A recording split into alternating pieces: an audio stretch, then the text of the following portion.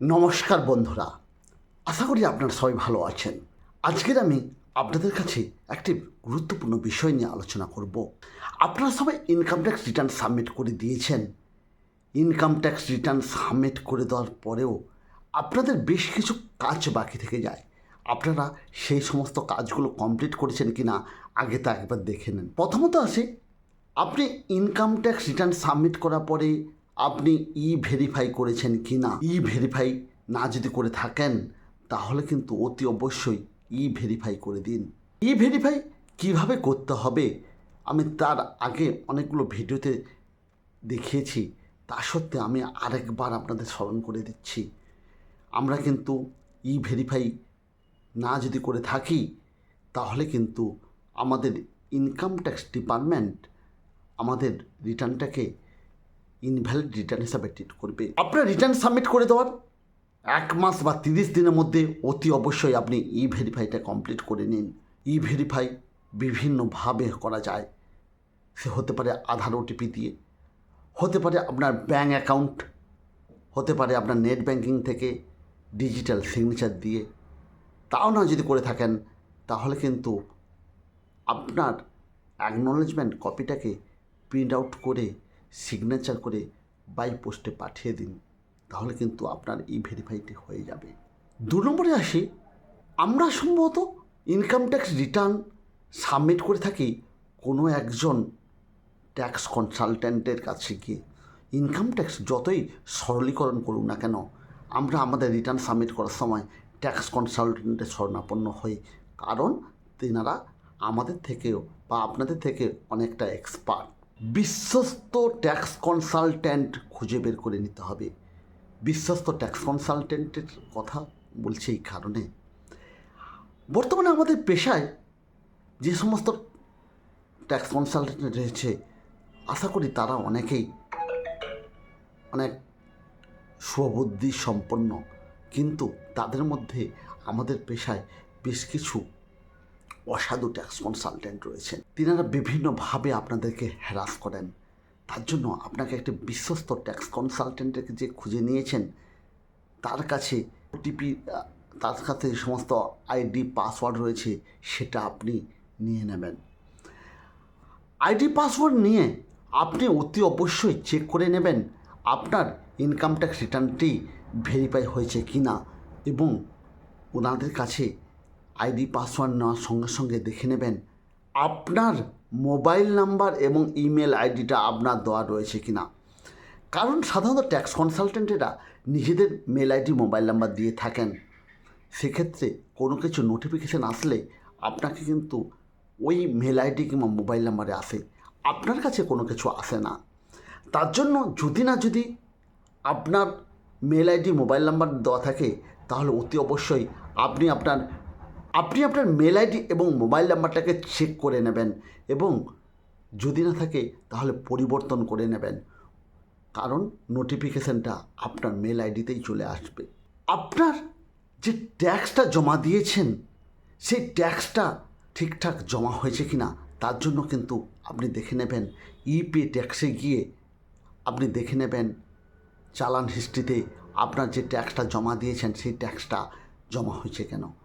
কারণ আমরা সাধারণত আমরা ট্যাক্স কনসালটেন্টের উপর নির্ভর করে ট্যাক্স কনসালটেন্টের অ্যাকাউন্টে টাকা দিয়ে থাকি, তারা অনেক সময় ঠিক সময় টাকা জমা দেয় না।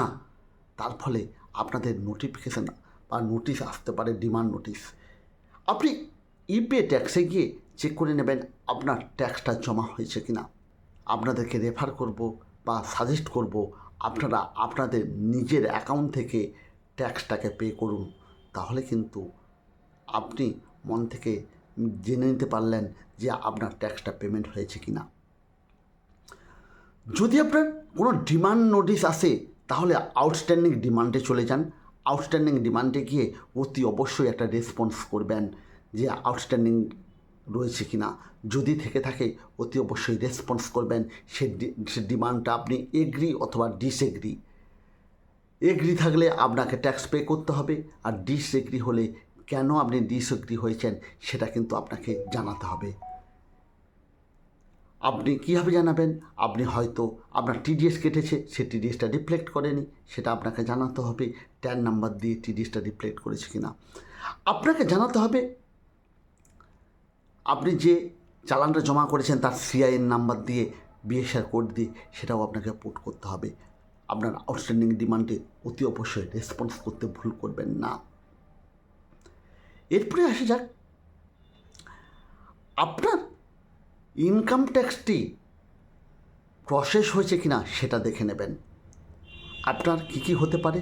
ইনকাম ট্যাক্স রিটার্ন সাবমিট হওয়ার পরে হয় প্রসেস হবে, process with demand, process with refund, process with no demand no refund, এই কটি হতে পারে।